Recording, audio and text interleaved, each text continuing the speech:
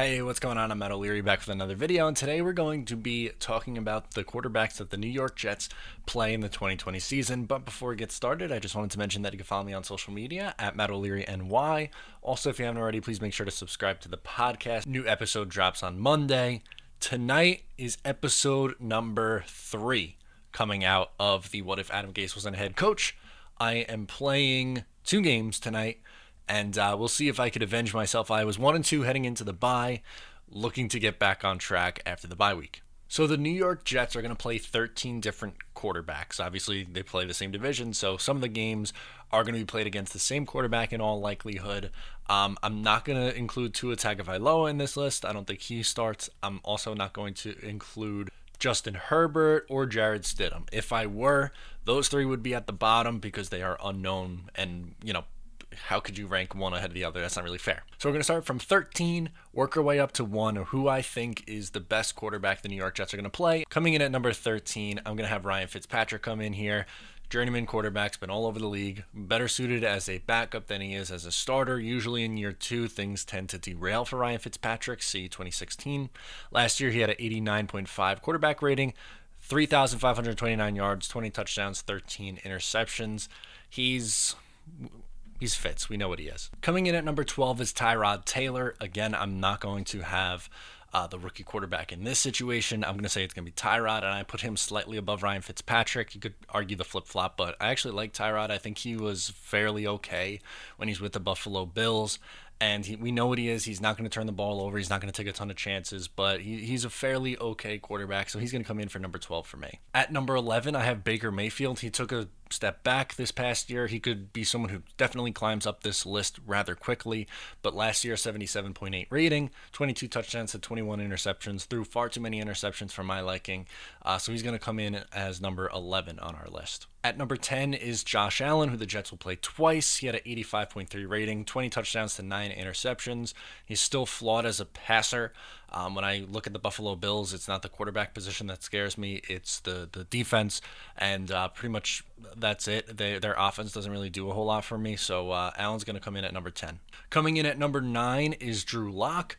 He looked pretty good in a small sample size last year in Denver, and they did a ton to put weapons around him, so I think he's going to have a pretty good year this year. Last year, he had 7 touchdowns to 3 interceptions, and he averaged 204 yards per game in a very limited sample size. Coming in at number 8 is Cam Newton. He is someone else who could climb up this list. He only played 2 games last year, but if he is 75% the player that he once was, I think the Patriots are in a good position, and once again, the favorites to win the division.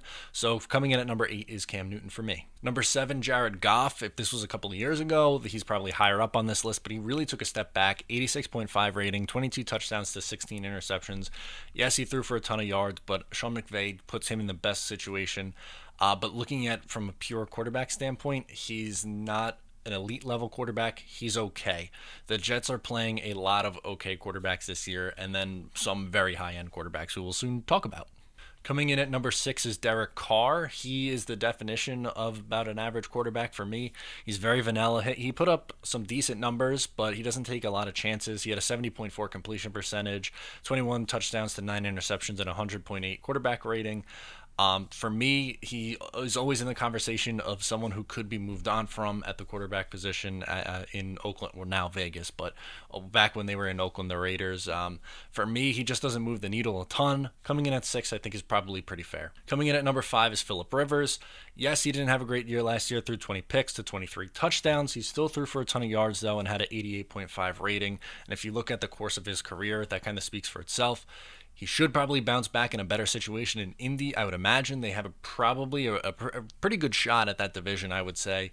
It's not going to be an easy game for the New York Jets because of Phillip Rivers in there now over Jacoby Brissett. We'll see what we get for him, but just based on his history, I'm going to put him in at 5.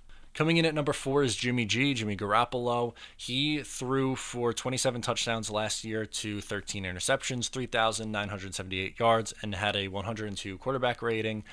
He's someone who really gets by their running game, but Kyle Shanahan puts him in a really easy situation where he's not asked to do all that much.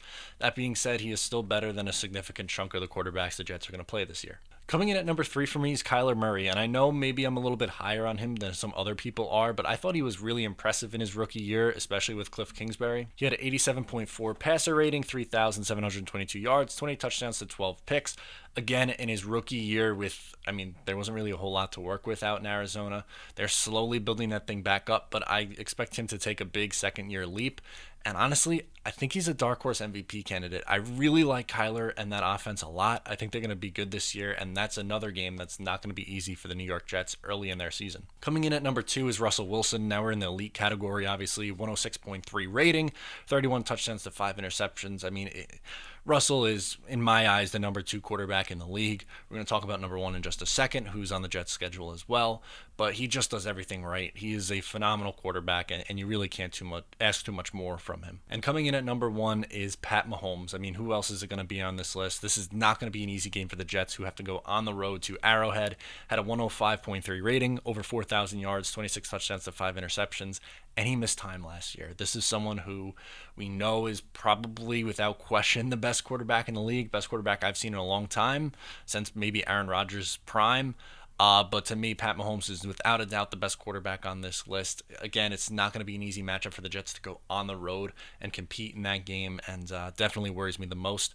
So that's how I have them ranked. Let me know where you rank them down in the comments below or on social media at Matt O'Leary NY. Thank you so much for tuning in today once again, and I'll talk to you next time.